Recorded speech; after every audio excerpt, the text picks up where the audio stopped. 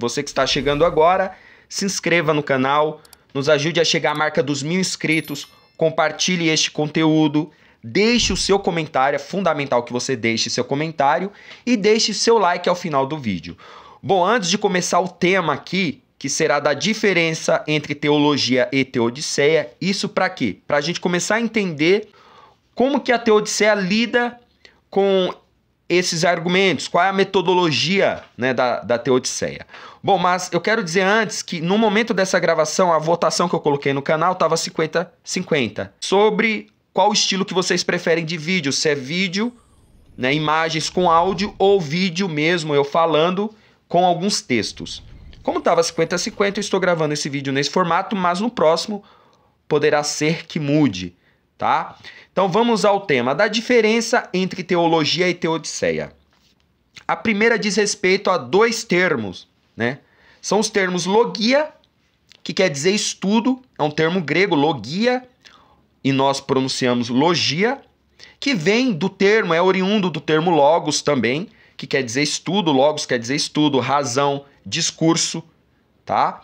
E o termo theos, que em português quer dizer Deus. Então, teologia, estudo de Deus. Por isso que o termo ateu quer dizer sem Deus, porque a é um prefixo de negação em grego e teu, que vem de theos, Deus, então ateu quer dizer sem Deus, tá? Então, a teologia, ela não toma por princípio somente a razão para os seus estudos, ou seja, a teologia não toma por princípio somente a razão. Ela não se baseia única e exclusivamente na razão, tá? Mas, sobretudo, os dados da revelação. Quais são os dados da revelação? O texto bíblico, né? As escrituras, tanto o Velho Testamento quanto o Novo Testamento, né? No entanto, por que logia? Por que estudo, né? Estudo de Deus? Porque procura analisar, como falei, os textos, valendo-se de várias áreas do conhecimento, como a historiografia, né? Ver o quão verdadeiros são esses escritos, né? Quais números de cópias, aí você tem a manuscritologia, que avalia quantas cópias tem do texto, qual o tempo que levou do texto original para a primeira cópia, por exemplo. Você também tem a arqueologia, todas as áreas científicas, né? A historiografia, cada um com seus métodos, cada um com seu objeto próprio, a arqueologia. Então, no mínimo, aí são essas duas áreas do conhecimento, tornando, portanto, a teologia um estudo também. Então, se vale dos textos bíblicos, né? Mas é um estudo por conta dessas análises que eu falei, além de outras mais, tá, gente? Eu não sou aqui da área da teologia e não tenho a intenção de dissecar esse termo de o porquê teologia, quais, né, os fundamentos da teologia, e tem muitas outras coisas que eu não saberia explanar aqui, né, expor, melhor dizendo. Agora, com relação à teodiceia, né, apesar também de ser dois termos gregos, tal como o precedente, theos, como eu falei, Deus, né, e dike. Então, teodiceia, esse diceia vem de dike, que quer dizer justiça, significando então literalmente justiça de Deus ou justificação de Deus. E por que isso? Porque a teodiceia era reservada inicialmente às obras destinadas a defender a providência contra as dificuldades que se levantam com relação ao problema da existência do mal. Então, o maior autor cristão e filósofo que tratou desse assunto foi Santo Agostinho. Foi Agostinho de Hipona, que eu poderia dizer, o ponto central da filosofia de Agostinho é responder sobre a questão do problema do mal, e ele faz isso com muita maestria, tá? Com muita maestria, melhor dizendo. Então, a teodiceia, ela no princípio era direcionada a isso, tá? Era direcionado a tentar responder, a justificar a existência de Deus mesmo supostamente o mal existindo, né? É claro que a gente vê o mal acontecendo aí, mas Agostinho vai desenvolver esse assunto, não é o tema aqui do vídeo, eu não tenho a intenção de desenvolver sobre a questão da existência do mal e concomitantemente a existência de Deus. O ponto é que a Teodiceia, ela, além de resolver isso, ela procura também justificar a própria existência de Deus, tá?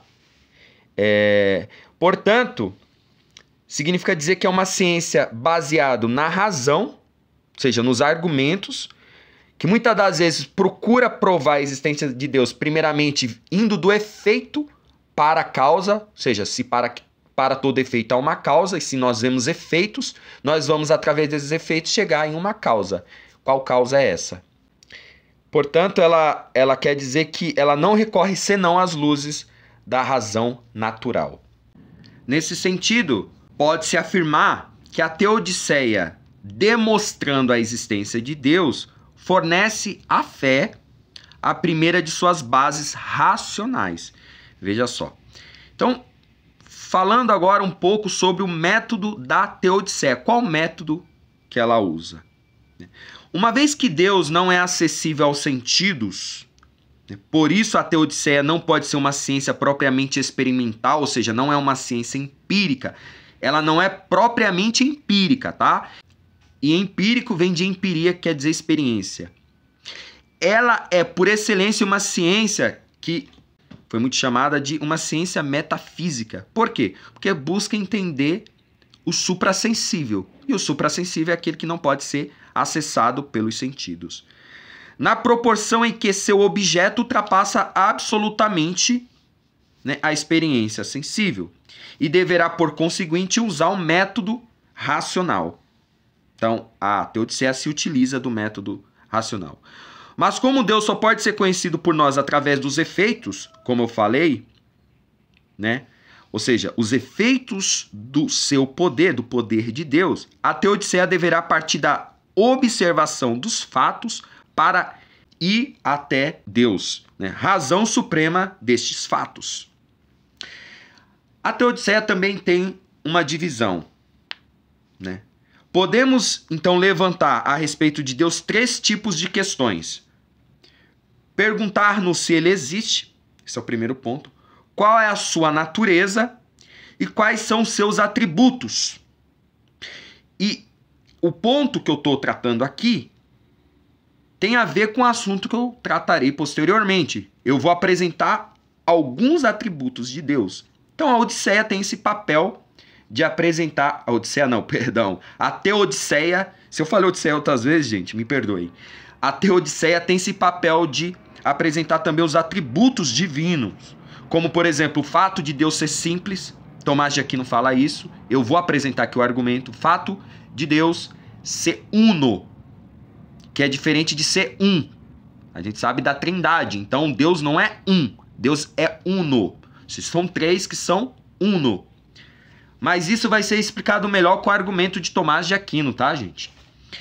Bom, então, para a gente finalizar aqui o vídeo de hoje, a Teodiceia, então, como eu falei, ela levanta 3 tipos de questões sobre se Deus existe, qual é a sua natureza e quais são os seus atributos. Enfim, quais são as suas relações com o mundo. Donde se divide, então, a Teodiceia por a existência de Deus, a natureza e os atributos de Deus e a relação de Deus e do mundo.